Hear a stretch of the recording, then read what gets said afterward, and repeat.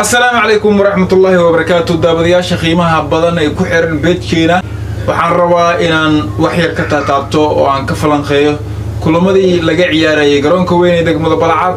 kaas oo runtii ahaa tartan aad u xiiso badan tartan dhaafay maadaama sanadkan tartamada wax badan laga bedelay oo sanadkan laga dhigay heer koowaad iyo heer labaad runtii waxaad moodaa sanadkan in uu ka duwanaa sanadadii hore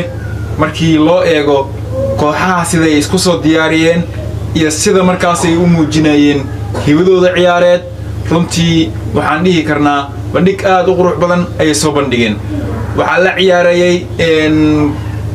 heerka koowaad iyo heerka labaadba tartamada runtii waxay marayaan meel aad u xiiso badan maadaama ay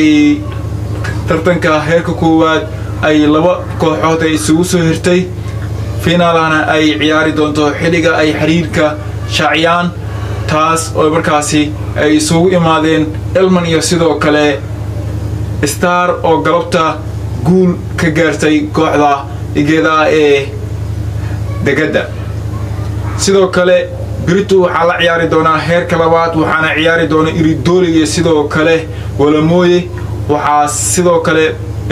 finaalaha fidhiya Mukudere oo sugaysa Iridoli sidoo kale Walamoye naadigii markaasi soo guuleystaa ay sugi doontaa waxayna markaasi la ciyaari doontaa naadigii markaasi Brito ka soo gudba ama kooxdii markaasi soo gudubta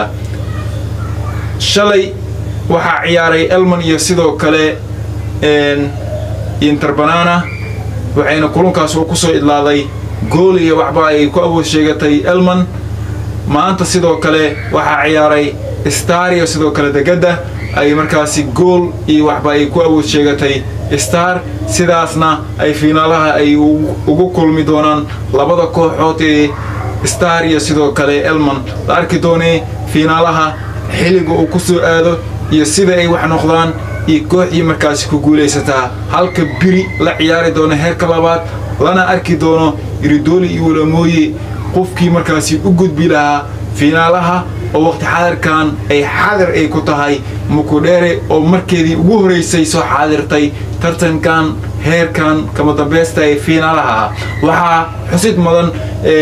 tartankan in uu ka duwanaa tartamadii hore sidoo kale laga diiwaan geliyay score aad u fara badan markii loo eego qaabka ay wax u socdeen sanadkan waayo Inter Banana oo aan looga baran in sanadkan ay soo tiigsato